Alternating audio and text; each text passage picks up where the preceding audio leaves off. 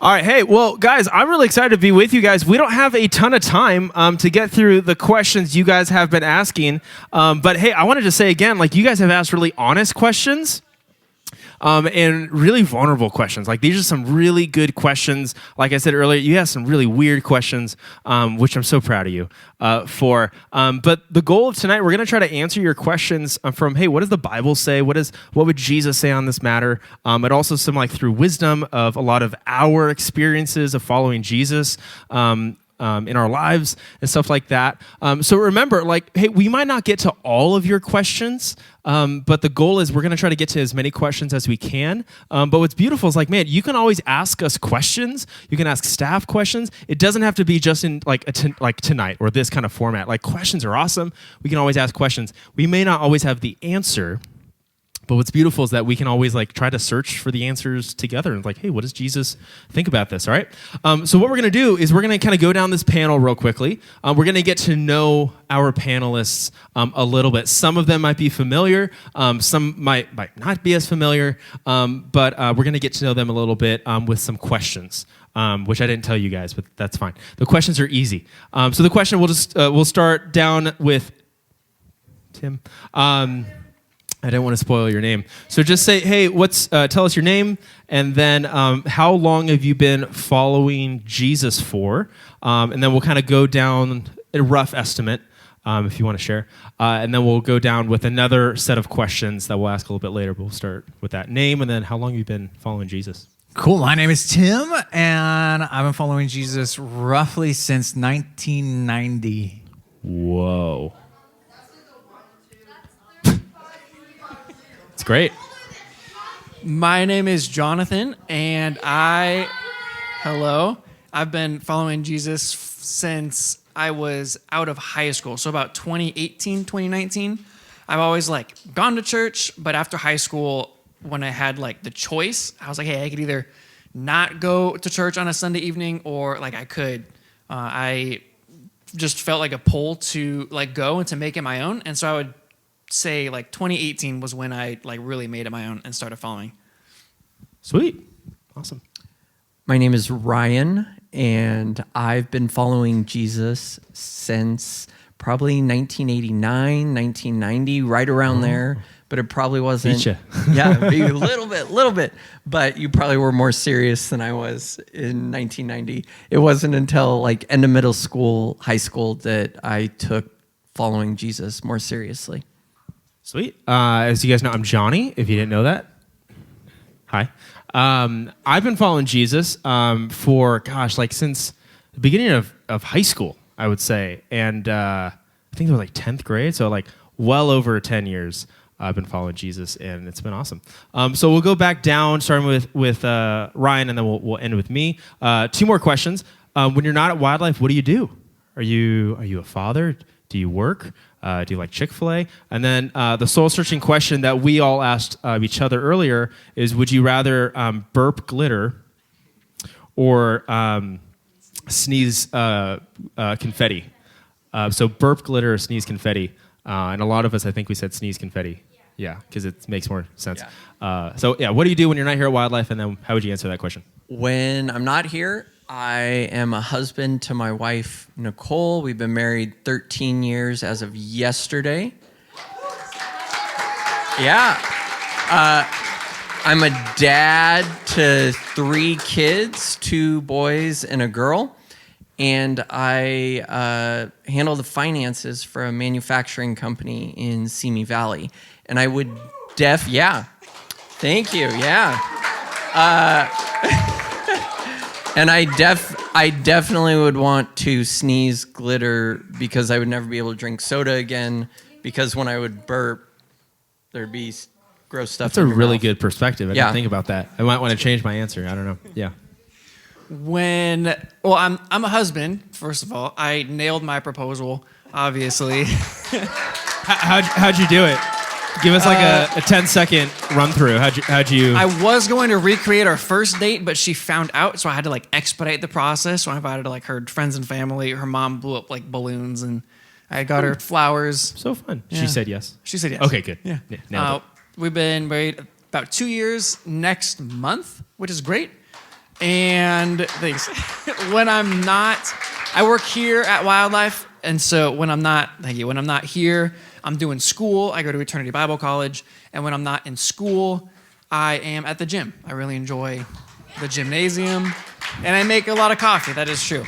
And I would much rather, sneeze confetti, because glitter is the worst.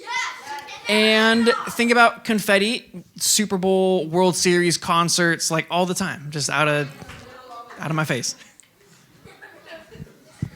Wow. I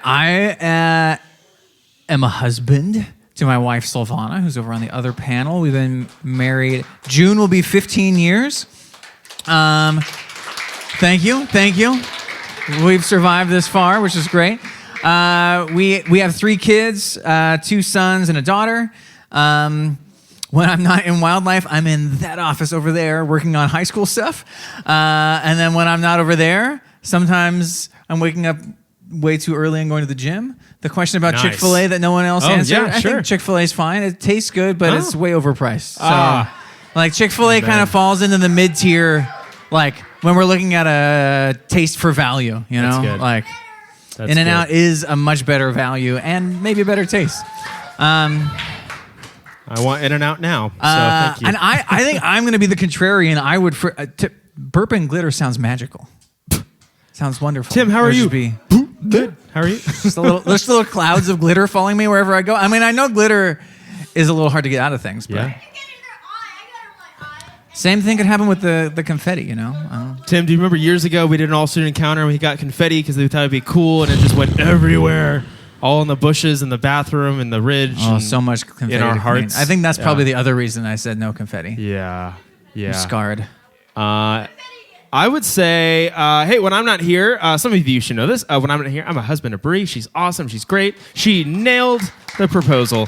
When I'm also not here, I'm either playing maybe video games, going on a hike, drinking worse coffee than Jonathan would think of. It's called Folgers, and it's amazing. Your dad might drink it, and it's awesome. And to answer that question, I would probably still sneeze glitter. Confetti, sorry. In my mind, they're the same thing. They're both terrible. But I would probably sneeze because, if I have a soda or something and I burp, that would be like the worst time on a date with my wife. She's asking, how are you? I'm so sorry. It's magic. It's magic. Just every burp now becomes a magical moment instead of disgusting. When did you know? When did you know? Well, he burped in my face, and that's when it happened. Hey, well, we have so many questions we're going to try to get through. And again, if the reality is like we don't have time to get to every single question. A little insider knowledge, as guys in this room, you guys asked more questions than the girls asked. What? So give yourself a pat on the back for that. To be fair, That's a great stat. some of the questions, We don't have to get into some of the questions. are, but you did ask more. So if you're looking for numbers, there you go. But hey, what we're going to do is we're going to try to get to 11 of these questions.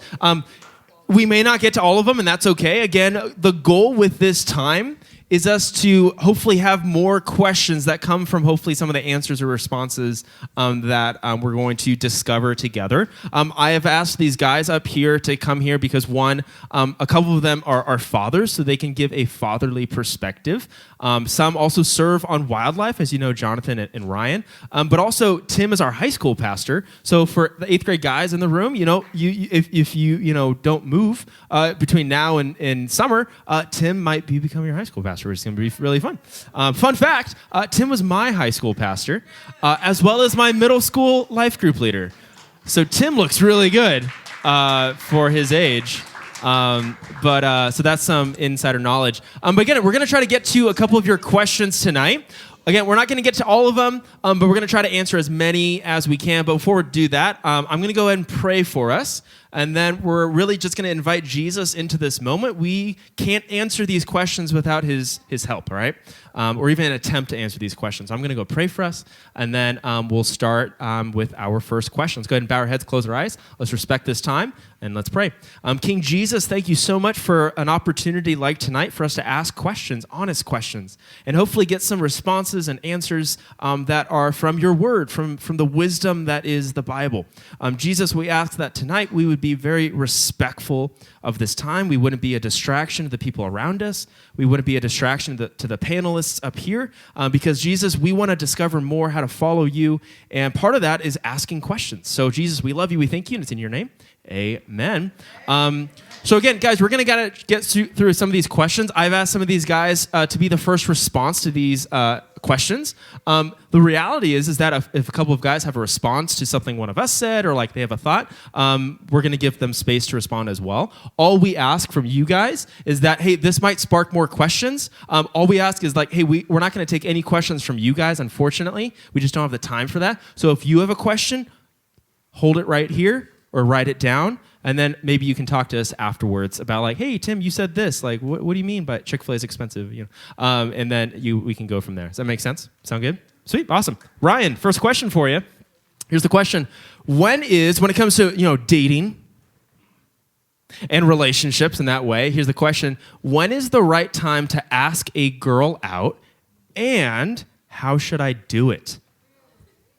All of them went. Yeah, how should I do it? Yeah, this is a good question. It's funny, right? I may be the oldest person up here, but I actually remember thinking this exact thought when I was in middle school. There was a girl I liked. Okay, how do I do it? Yeah. Now, being a dad, sitting here now, having a little more life experience, what would I wish someone would have told me when I was your age?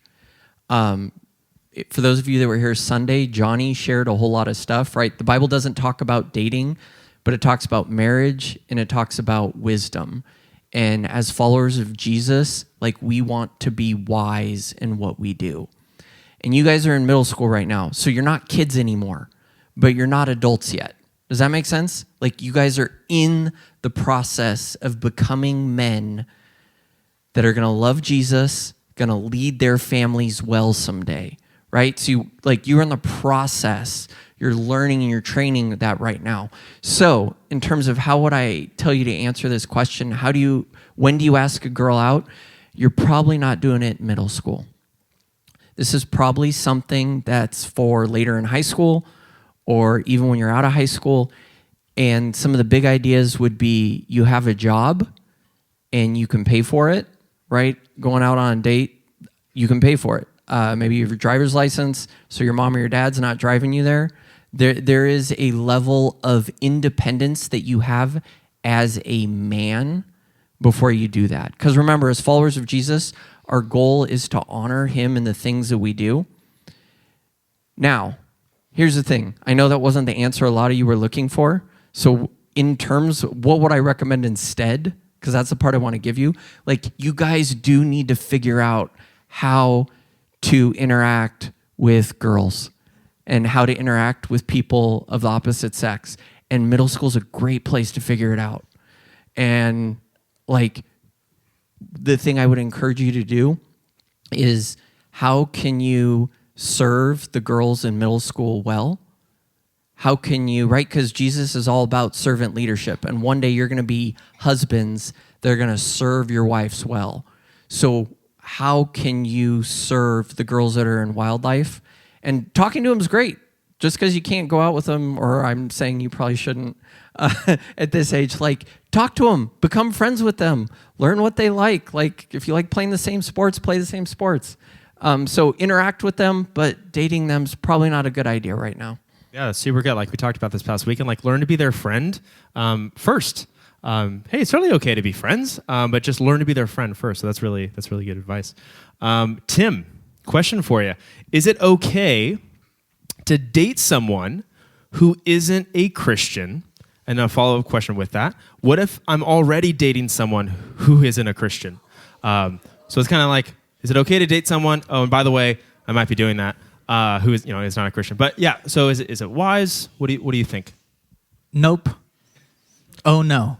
No. All right, that was good. That was fast. Yeah, The Bible gives us some interesting like wisdom for this, right? Like I think the way our world kind of sees being a Christian is like it's one of the things about you, right? Like your family is from this area of the world, your hair color is this, and maybe you're a Christian or you're some other, and they'll put kind of a label on you. And a lot of us can kind of adopt that where being a Christian is something that just is like one of the things about us, right? If our life is a bookshelf, it's like one of the books on the bookshelf.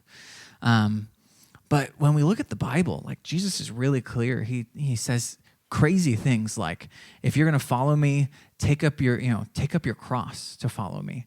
The person who wants to save their life, they end up losing it. It goes to waste. But the person who gives up their life for me is the one who finds it. And he says all these crazy things that point to that if we're followers of Jesus, he is our number one priority. Right, there's a parable that he tells, a story where a guy is walking out through a field and he finds a treasure chest in the field. And so he sells everything else that he's got in order to dig up this treasure chest so he can buy the field and own the treasure chest. And he's like, that's what it's like to be a part of God's kingdom. That's what it's like to be a follower of Jesus, is that the most important thing in our life is Jesus. And I know a lot of us in this room, we're still growing towards that, and we're starting to figure out what that looks like in our life. And even for me, as a really old adult, there's still lots of times where God is reminding me, like, hey, this is challenging that. Like, this is becoming the most important thing, or you're becoming the most important thing in your life. Like, it needs to be me. And so it's a constant journey for us. But if you are dating someone and close to someone who doesn't have Jesus even in the orbit of their life, like there's something else in their life that's most important, that's going to be a natural point of conflict that either is going to lead to a lot of fighting between you, because the two of you are going to have different things that are top, like number one most important thing. Or what I've seen a lot of times is it ends up pulling us away from our love in Jesus, because there's so many things in our life that want to take our attention away from him. It's so easy to find that for a season in a sport or a friendship or a dating relationship. And so I think the Bible really points to, if Jesus is most important to us, later the Apostle Paul will write, like, if Jesus is most important, don't be in close partnership with people that you have an unequal strength in that relationship with. The way he says is don't be unequally yoked, which applies to both relationships, but he's oftentimes in that passage, like, it could be applied to even like business relationships and that kind of stuff. Like, we need to make sure that if Jesus is our number one, the people who are closest to us are in line with that in our life too. Yeah, that's super good. Any other thoughts on that, or we good? Sweet. Oh. Yeah. When I was in high school, I was dating this girl who was not really a Christian, and I wasn't like following Christ, like it wasn't my number one priority, but it was enough to kind of realize that we were like building on two separate foundations.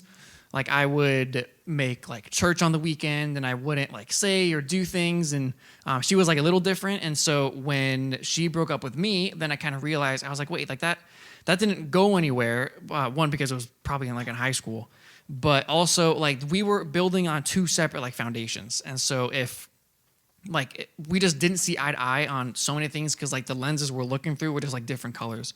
And then I was listening to, like, years ago after that like breakup, I listened to like a sermon on like dating, and the pastor said something like a little cheesy but still stuck with me. And so if you're picturing like a triangle, and you and the girl are on like the bottom points, and you guys and the God is the top point, and you guys make your way to him, then not only are you going to get closer to God, but you're going to get closer to your partner as well. And so that is kind of the image that I thought when looking for a Christian girl, someone who loves Jesus, which was Lauren. The next girl I dated was Lauren, and we got married because like the foundations were the same. Nice. Yeah. Very cool. Yeah. One quick thing with that, I would just say, like, if you are attracted to someone that doesn't love Jesus, like there's nothing wrong with you. There are lots of fun girls that don't know Jesus yet that like the same games you do, like the same sports, like the same TV shows, whatever. So like there's nothing wrong with you if you're attracted to someone who doesn't know Jesus, doesn't love Jesus. It's just, it becomes a choice, right? It goes back to what these guys were saying. Like the person who knows and loves Jesus is going to help point you towards Jesus, and the person who doesn't is going to point you towards something else, and that something else isn't good. Super good. So Tim, with that follow-up question, what should I do if I have romantic feelings for someone in middle school? It says, I really like this girl and I want to get closer to her. Yeah, I think that's a great question and a really honest question. And I remember feeling that way. I think a lot like Ryan. Like I remember being in middle school and there was this girl that I was in band with and we sat next to each other and I was just like head over heels over her. And it didn't go anywhere because it was middle school. Which even to play off of what Jonathan was talking about, like every relationship is going like it's either going to end in a breakup or end in getting married. If you start dating in like 7th grade, that's a long time you're going to be dating, and it's going to be really difficult if things turn out the best way, which is getting married. Otherwise, you're just signing up for some heartbreak somewhere down the line. Which is a part of why we suggest, like, yeah, if you're in middle school, like, hold off on the dating because you're just kind of signing up to get broken up with at some point or to be the one to break up. Yeah. But if you have someone that you're like, oh, she's kind of cute. She's kind of funny. She thinks I'm funny, more important. And you're like, I kind of want to spend some time. Like, learn how to be friends with someone and to appreciate the part of their personality that anyone can get to know.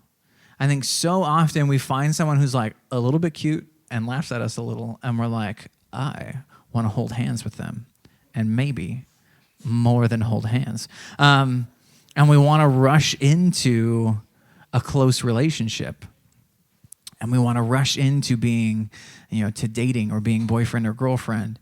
But so much at this age, and for the high school students that I work with, and for some of the young adults that I work with, and for some of the adults that I know, it's just being comfortable, being a friend with someone, figuring out how do I look out for someone else's best interests? How do I get to know this person, not so that I can feel better by being closer to them, but so that I can learn like how I can be a good friend to somebody else. Because a lot of times the reason we want a boyfriend, I was going to say boyfriend or girlfriend, and I'm in the wrong room. A part of the reason that we want a girlfriend is because we want someone to make us feel better about who we are. And when we're still in that spot where we want to feel good about who we are, we're not ready yet to take care of someone the way that the Bible encourages husbands to take care of wives. And there's no problem with you. There's nothing wrong with you if you're interested in someone, attracted to someone, and there's nothing wrong with being in middle school and not being ready to be a husband yet. Like that is not like I would not expect anyone to be at that point. And so it's just a chance to get to know someone in a friendship kind of way. And if they end up going and dating someone else, if it's meant to be, it's meant to be. They're probably going to break up anyway. So I wouldn't stress it. Super good. This past weekend, we kind of talked about one of the, the two questions we asked, like, hey, is it okay to have a crush on someone? And then, like, is it okay to date in middle school? That first question is really important because so many of you guys have asked that question. Like, we had that question asked, like, about 2 or 3 times. And I'm sure a lot of us in this room I've just thought, like, hey, should I, like, have a crush? But also, like, should I confess my crush to my feelings to my crush? Should I confess my feelings to my crush? And again, we talked about, like, hey, it's okay to have a crush. But this question is really interesting because it's inviting this idea of, like, hey, should I, like, tell my crush that I have a crush on her? And I think for a lot of us in this room, that's a really important question to ask. But I would follow up with a question, like if you were to ask me, hey, Jonny, like, should I confess my feelings to this girl that I like? I would ask, well, like, hey, well, why do you want to do that? Like, what's your motivation behind that? Because if I'm being honest, when I was in middle school, Johnny, is so that she will like me more, and so that we get married and we have that house and the and so I can see that look in her eyes, and so I can feel better about myself because she likes me. Yeah. Yeah. Should I? Yeah. No. Okay. But when I was in middle school, I had a crush on this girl, and I had that same question, like, well, should I share my feelings with her? Because I had a similar thought to Tim, like, well, if I do, if she likes me back, then like we should get married, right? No. But like I would say, like we talked about this past weekend, like, hey, when it comes to dating or even having crushes, like we need to choose wisdom. Like, invite this question you're asking, like with your life group leaders or to someone a lot older than you that loves Jesus, because like. Honestly, like I could answer this question for you and be like, hey, I don't think it's a good idea because like, what's the purpose behind that? Like, if you share like your crush with, your feelings with your crush and she says, wow, well, I don't like you at all. That's going to make you feel terrible. And if she says, well, actually, I like you too. Well, now what? You can't date. So to me, I would say, hey, like, as we've been talking about, like, become their friend. Learn to be friends. Hang out in friend groups. Like you can hang out with someone you might have a crush on. I would say in group settings because that really takes away a lot of some of the awkwardness that comes with that. But do you guys have any thoughts on that? Or Yeah, I think the why is important. I think sometimes when we have a crush, it's just like, I just need to get it out. I just need to get it out. Someone needs to know. But like really think about where do you want this to go? And is where you want it to go the wisest place for it to go? Because there are other people that you can talk to. And a lot of times those feelings will they'll go up and down throughout middle school and high school where there'll be lots of people who catch your attention. And the first person you have a crush on is probably not going to be the person that you end up marrying. And that's fine. And you also don't need to let everyone that you have a crush on for a couple days know that they're the sweetest thing to walk to earth or whatever. super good. Jonathan? Yeah, when I was in middle school, I had a crush on this girl, and she had a crush on me, and we, like, dated, but I couldn't, like, drive her anywhere. I couldn't buy her anything. I didn't have a job, and... It's called a play date. Yeah, we went on a play date, essentially. Like, weekly play dates or whatever, but what happened was when you, start dating, you spend a lot of time with that person, right? You spend a lot of time texting them, with them, and what it did for me in middle school was it took me away from a solid friend group of guys.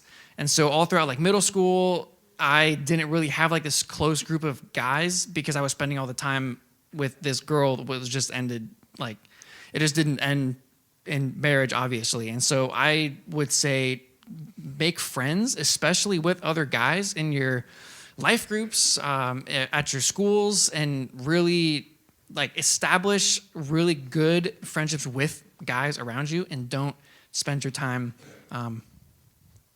pursuing romantic relationships with girls in middle school. Super good. Jonathan, I kind of want your insight on this. I know I didn't put your name down, but kind of with that, what do you do if someone likes you, but you don't like them back? So you said you had a girl in middle school that you liked her, she liked you, you guys were going to rule the world together. But what do you think about like, hey, if someone likes you, but you don't like them back, like what should you do with that? I think you can show your maturity by telling her, like, hey, I really appreciate you telling me, but I just don't feel the same way about you. Because if you kind of like lead her on, then that's not good. You're messing with her emotions, and she's going to have like a really hard time. So if you just like lay it to her, like, hey, I really appreciate your vulnerability, like telling me that you really like me, but I see you as a friend, as hurtful as that is to say and to hear, but honesty is what we're called to do as men. That's super good. In Christ. Yeah. And so it's a really cool way to practice our maturity in middle school. Yeah. Yeah, I think that's good. Don't do what I did. A girl had a crush on me because, why wouldn't she? And I didn't like her, but I just avoided her like the plague. That's not loving, like Jonathan said. I didn't really know her either, which made it kind of even weirder. I was like, I don't even know you. But that's really good. Honesty, like being honest with someone like that. That's good. I told a girl one time who had a crush on me that I didn't feel the same way, and now we're married. So you never know how. There you go. There you go. Wow. It's like a Hallmark movie. Hey, Jonathan, another question for you. Another question for you. How do you get over being ghosted by someone? Yes. Which everyone's just like, I hate that. Yeah, being ghosted, it hurts. Like, it's not fun. When I was in high school, I was ghosted. And we will call her Stephanie, because that was her name. I'm just kidding. It was not her name. She was, thank you. I was thinking about that all day. I was like, it's going to land. So she, like, when I had, like, Snapchat, like, we would snap all the time. And then we, like, FaceTime. And she'd, like, fall asleep on the FaceTime. And I was like, oh, this is it. This is happening. She's, like, way out of my league. I'm going to show up to school. We're going to, like, walk to class together. I'm going to, like, give her, like, a big hug. And, like, it's, Did that happen? It's going to be, well, no. I got to school. And she was with her other friends. And I was like, I thought we were supposed to, like, walk into class together or whatever. She didn't really, like, acknowledge me. And then she never, like, texted me back, never FaceTimed me. Like, I text her. She never said anything. And so I think that's being ghosted. But that's the definition. That's the definition, yep. And so it obviously didn't feel good because I wanted closure. Just like, hey, I want to pursue you, but she just didn't come out and say, hey, I don't like you like that. And so that was kind of hurtful not to get that closure. But also I was thinking to myself, because there's this whole, like, the chase, like, girls, they're going to play hard to get. They're not going to let you know that they like you. And so they want you to, like the chase. They want you to pursue them. They want you to put in the work. Like, if he could, he would, like, that kind of stuff. And so I kind of took a step back and I was like, why would I, like, play games with this girl? Why am I having to, like, jump through hoops to, like, spend time with her? And I didn't see the benefit of pursuing someone who didn't pursue me. And so I think if you have been ghosted, like, that is not fun. That's not an enjoyable place to be in. But think of it as getting like the answer that you didn't know you needed. Like, if you really want this girl and she's just like, hey, like, cuts off all contact, then you can check, like, see that as a sign of, like, man, if it wasn't going to happen now, if it didn't happen now, it's going to happen later. Like, why would I want to pursue a girl that doesn't want to even start to pursue me? That's super good. Thanks for your Sorry you were ghosted. Yeah, thank you. Terrible. I think I was ghosted too, or something. I think Bree's phone died is actually what happened, but whatever. Hey, Ryan, for you, question. How do you know when you love someone? That's a good question. It's a really good question. Whoever asked hey, remember, it, you guys like, are asking these questions. So, like, here's the thing, right? I want to go back to something I said earlier. Like, you guys aren't kids anymore. Like, you're not. You're growing. You're in the process of growing up to be men. And so you're not kids. And so, like, if it hasn't happened yet, like, and it happens during middle school, but at some point, you guys are going to start to be attracted to girls. Some of you are. Great. Like, and so the world, or maybe even some of your peers, you see a girl, you're like, oh, she's funny, she's cute. Like, I like being around her. I feel better when I'm around her. And you're like, am I in love? Right? Like, that's what people ask. And, like, love, like, biblically, right? Like, we're followers of Jesus. Biblically, love really isn't a feeling or an emotion. Did you say that? Is that you? That was good, Henry. Yeah, it's actually an action. Like, and it's a choice. It's not so, like, feelings come and go. That's the thing. Like, you may think you're in love with a girl right now, and because she's awesome, you love hanging out with her, like, you have a great time. Like, you are attracted to her. There is nothing wrong with that. That is part of growing up. And as one day, like, Lord willing, you will find a spouse that you are attracted to, that you love being around, like, absolutely. But love is a choice and it's action. I brought my Bible because I knew I was going to get this question, and I wanted to read you just this one little part from 1 Corinthians. So it's 1 Corinthians 13. Does anyone know this one?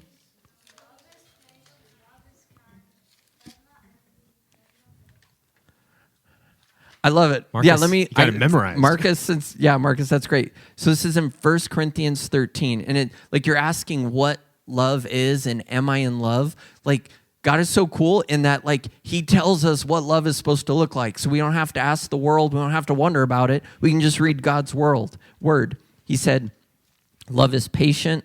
Love is kind. It does not envy. It does not boast. It is not proud. It does not dishonor others. It is not self-seeking. It is not easily angered. It keeps no record of wrongs. Love does not delight in evil, but rejoices with the truth. It always protects, always trusts, always hopes, always perseveres. And like, as like men in the church and leaders who like love you guys, we want you to love your future wives this way. And so if your question is, how do you know if you love someone? Like if we're talking about in a crush, dating, relationship sense, right now, you probably don't love them. You're probably attracted to them. And that's okay, right? That is part of growing up. That is part of how God has designed you. And Lord willing, one day you will marry someone that you're attracted to. But loving that person is a choice you're going to have to make. It's not just feelings. It's really good. Yeah, I love that passage in the Bible because it really highlights this reality that love it's not just a feeling, it's action. Like you show people you love them. We show our moms in this room like that we love them by love her while we do the dishes, taking out the trash, not talking back to her, stuff like that. Love is action. I love that. Hey, well, those are all of our dating questions about romantic relationships and stuff like that. And again, there's so many more questions about this bigger topic, dating and relationships, that you guys asked. We just don't have time to. Those are the ones we kind of thought were just incredibly good for us to think about and ponder on and stuff like that. But now we're going to move on to a different topic, but still when it comes to relationships and even our relationship with Jesus, all right? So this is going to be more about faith and friendships and stuff like that. When it comes to how do we interact with the world around us, with people around us, especially people that may believe things differently than we do, or might even think of things differently, or live a life that is very different than how the Bible talks about it, or maybe what you are taught at home or even here at church. So here's the question. I would love your guys' thoughts on this as well. So here's the question. Why does it feel awkward to talk to gay people? And we all kind of giggle, but hey, I want to remind us, this is an honest question that someone asked, and I'm sure in a room this size, a lot of us are thinking that question too. The reality is sometimes it can feel awkward to talk to someone that may believe or think of things differently than you do. That maybe for some of us in this room, we know someone, whether it's at school, that is that way. And the question is why does it feel awkward to talk to someone that thinks differently than I do, believes differently than I do? So I'd be curious to ask you guys, hey, why does that feel awkward? And then if you have any wisdom, how should we maybe approach that? Because that's kind of the world we live in. So do you guys have any thoughts or opinions on that? Yeah, I think one of the reasons is because we are, as people, we're often very quick to imagine where we disagree with somebody, right? And so someone who, not even just someone who maybe is wrestling with or trying to understand the way that they feel, but someone who's just, there's someone at school who's just this is who I am and this is how I'm living. It's really easy to imagine them as someone who sees the world way different than we do as someone who wants to follow Jesus. I think sometimes what's important to remember is that there's also still a human being made by God, someone that Jesus has died for, and that he wants them to have a relationship with him, that he really cares about them. And sometimes that helps. Also, sometimes there's a little bit of that weirdness of, even what we were talking about earlier, what do I do if someone has a crush on me that I don't know how to feel the same way back to them? I think sometimes, and it feels like it's more of a guy thing, we very quickly go to well, what if I'm me. So, of course, they're going to be attracted to me, right? And it's easy to be worried about those kinds of boundaries. And I think sometimes what can help is to remember that before before they're someone who is gay, before they're someone who, whatever is their background, they're someone that Jesus made and that he loves and cares about, that he wants them to have a relationship with him. And sometimes that makes a little bit of that awkwardness of knowing that we're going to disagree on some big issues. Sometimes that makes it a little bit easier to know that Jesus still really loves this person. That's really good. Yeah, go ahead. I would just add, in terms of people's identity, the world places a huge importance on who someone is romantically attracted to, and they say, like, that is the most important part of who that person is. That is the defining feature. And that's just a lie. Like, that's a lie from the pit of hell. Like, as Tim was saying, like, who we are in Christ, the fact that, like, Christ made us, that he knows us, that he loves us, that is the most important part of anyone that you're going to interact with. And so even if the world puts a big idea or importance on who someone is romantically attracted to, like, you don't have to do that. Like, when you're interacting with people at school, you're just like, nope, God made this person. I'm going to be kind to them because God made them and God loves them. Super good. Yeah, Tim? And I think also to clarify, like, that doesn't mean that God wouldn't want them to act differently in the same way that he wants all of us to also be acting differently in a lot of different ways. And so, like, recognizing that they're created by God and he loves them isn't the same thing as saying, like, hey, everything you're doing is totally fine with Jesus. Like, we know that all of us are sinners and all of us need forgiveness from Jesus, and we needed what he did on the cross for us, and that is going to require for all of us that parts of our life change. But even before we begin that journey towards Jesus, he already has showed us that he loves us. And so it's important that we too show people that we love them even before they're taking any sort of journey towards what Jesus would want them to live out in their life. And again, there's so much more we can unpack. Oh, sorry, Jonathan, go ahead. Yeah, there's a verse in John, we love because he first loved us. Jesus didn't wait till we had it like perfect. We followed every single thing that he said before he loved us. And so not like because we've been loved unconditionally, now we get to love unconditionally as well. Yeah, that's so good.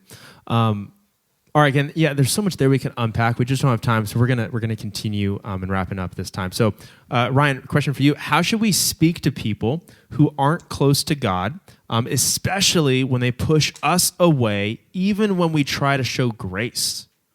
It's a big question. Good question. Yeah, that's a really good question. Thank you for whoever submitted it, because I think all of us have people in our lives who we care for. Maybe it's family members, maybe it's like people in school or here that don't love God, and they get upset whenever we talk about God. And so, like, one of the principles, thank you. One of the principles that I would just want you to know is, like, when you can't control other people, it's just not going to work. And like I know in a room this size, some of you like have moms and dads that don't know Jesus, or you have siblings that don't know Jesus. Like, you can't control them. But what you can do is you can pray for them. And so it's like my prayer. There are people in my life in my family who don't know Jesus. And so my prayer for them is, God, reveal yourself to them. Make yourself known to them. Now, in terms of how do I practically interact with them, I am going to continue to show them grace and kindness. One of my favorite verses is in 1 Peter chapter 3:15, and the idea is, like, we as followers of Jesus are always supposed to be ready to give an answer for the hope that we have. So, people in my life who don't know Jesus, I can't just like pound them, beat them over the head with Jesus all the time. That's not how it's going to work. But I can care about them. I can ask them questions. And if they ever say, hey, Ryan, why don't you get upset when I say this and this about you? Or why are you patient with me? Or like, you're not like my other friends.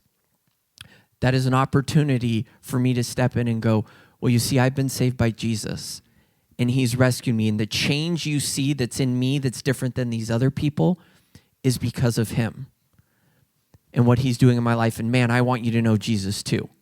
But then in that verse at the end of it, it says, with gentleness and respect. So when you're interacting with these people that you care about that seem to be pushing you away because you love Jesus and they don't, there is this idea that you are not going to resort to being arrogant. You are not going to yell at them. You are going to do it with gentleness and respect. And then you're going to pray for them, because whoever this person is, like, God is bigger than them. God is more powerful than them, and God loves them and wants them to be rescued too. So that's how I would do it. Super good. I love it. Tim, for you, how should I treat my friends?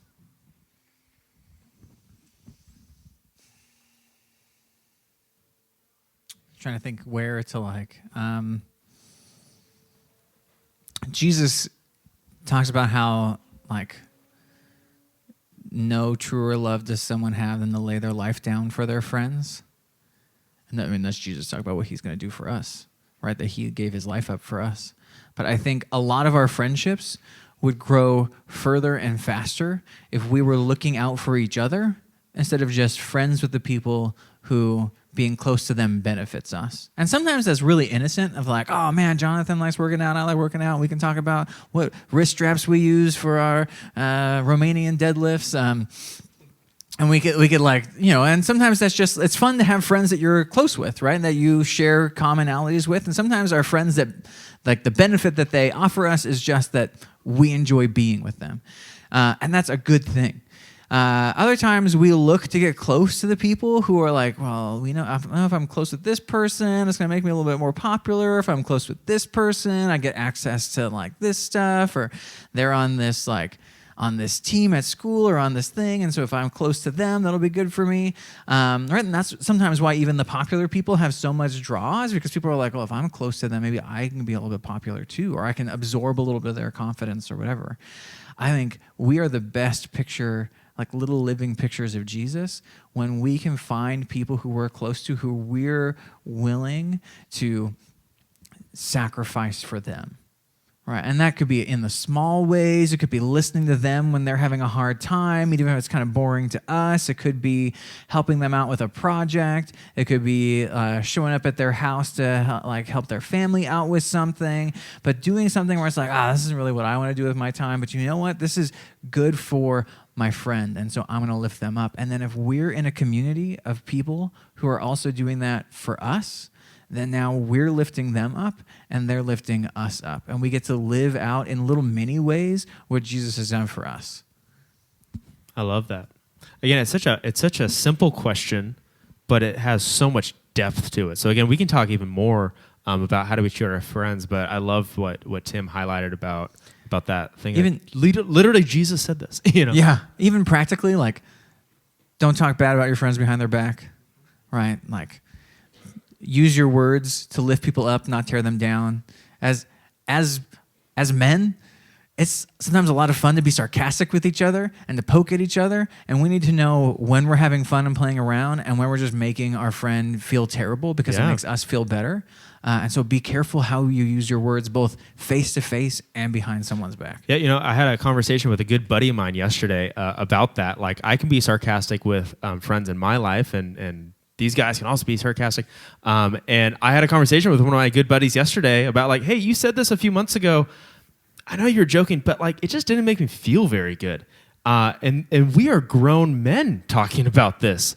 So like, we need to really be wise with our words, build people up, not tear people down, but be honest when people may hurt our feelings.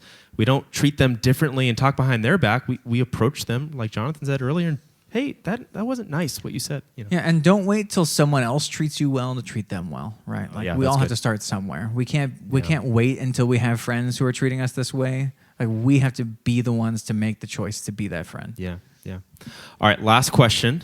We're almost out of time. Here's the final question. It's going to be for Jonathan. There's two parts to this question. The first part, I don't understand. So we're just not going to answer it because it makes no sense. But I'm going to read it because it's hilarious.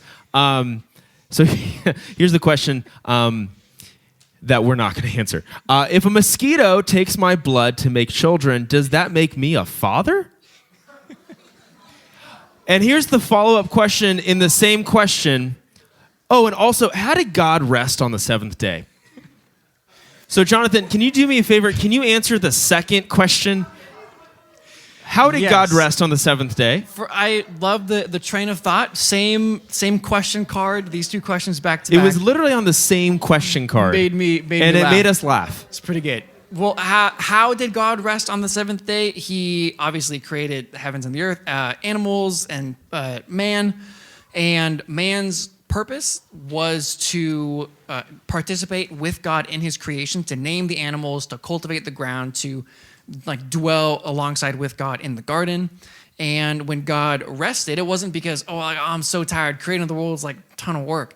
He rested to enjoy his creation, to spend time in it. And so when he rested, his command for us, it's called the Sabbath, to take time to just participate and enjoy God's good creation. And so he rested he didn't do any work, he didn't create anything, and kind of sat back and saw all that he had said and said that it was good. Love it. Great. Hey, well, those are all the questions we had time to answer, and we're actually out of time. So, hey, can we give it up for our panel? There was a lot of good questions. If I'm being honest, there was a lot of pretty intense questions. Maybe for us, it kind of brought up some awkwardness. But remember, questions are really good to ask. And hopefully this is going to spark some even more questions that you guys might be thinking. Here's the reality. We might be driving home tonight with our parents or whoever's taking us home, and you might have heard something that we said, and then you might have a question about that. And you're like, oh, wait, I have a question about that. Hey, this weekend, grab a life group leader, grab someone that loves Jesus that's older than you, and start asking this question. But here's the thing. When you ask a question, we may not always know the answer to the question. But the beautiful thing is that we serve a God that loves that we ask questions. And he invites us to ask questions. So if you have a question, continue to ask. We may not always have the answer, but hopefully we can explore together. Man, what does God think about this? What does the Bible say? How do we choose wisdom over the ways of this world, foolishness? How do we choose wisdom in God's way to approach relationships and life? So, hey, I'm going to pray for us, and then we're going to dismiss you guys. So let's go ahead and pray. Jesus, thank you so much that you invite us to ask questions, and thank you that you give us the ability to learn and understand more about how epic and awesome you are. Jesus, we're incredibly grateful for the opportunity that we get to be in a space where we can ask questions openly and freely. Jesus, and we continue to ask, would you be with our thoughts and our minds as we go home tonight? That maybe something that was said kind of is stirring something in us. Jesus, I ask through the power of your Spirit, would you meet us where we are at with those things? We love you, we thank you, and it's in your name we all said. Amen. All right, you guys are good to go. Stand on up. Grab your stuff. You're not going to be coming back here, and we'll see you guys this weekend as we wrap up this series.